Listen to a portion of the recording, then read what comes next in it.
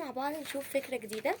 هنحتاج المرة دي فرخ فيه رسومات، تمام، وهنحتاج المقص وهنحتاج الجليتر، مش هنحتاج حاجة اكتر من كده، تمام. بص بقى هنعمل ايه. احنا هناخد شريحة طبعا من الفرخ دوت، ماشي، وهنلفها زي قرطاس. اوكي، هلفها قرطاس وهرجع لكم.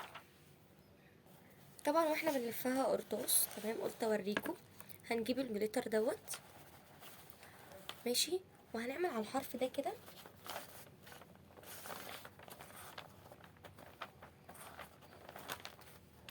وهنلفها وهنسيبها لحد ما تنشف علشان ما نستعجلش. ما تستعجلوش عليها، سيبوها تنشف براحتها، ماشي.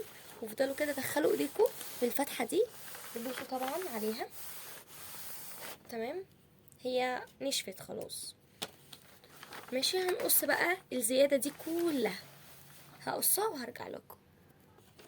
انا قصيتها. لو طبعا خايفين ان هي تتفك، فهنجيب بكرة لزق وهنبتدي ان احنا نلزق الحرف دوت، بس بشكل حلو يعني، ما تخليش ان هي تكون بايظه، تمام. هلزقها وهرجع لكم. لزقتها واللزقه خليها بالمنظر ده، بقت شكلها لطيفه قوي، تمام.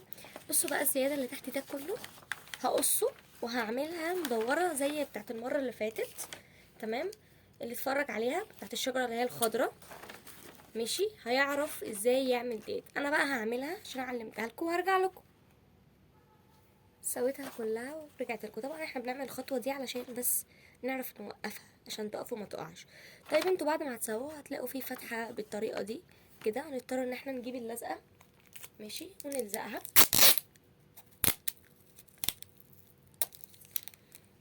لا، بصوا بقى هنلزقها بالمنظر دوت، وندخل دي كده لجوه. بقى ده شكلها، مبقتش ايه مفتوحه. طبعا الفكرة طبعا معانا خلصت وبقت شجرة كيوت قوي، محتاجناش نعمل فيها اي حاجة حرفيا يعني. سكر. بتمنى ان انتوا تجربوها، ولو عجبتكم اعملوا لي لايك. باي باي، واستنوني برضو في فكرة جديدة.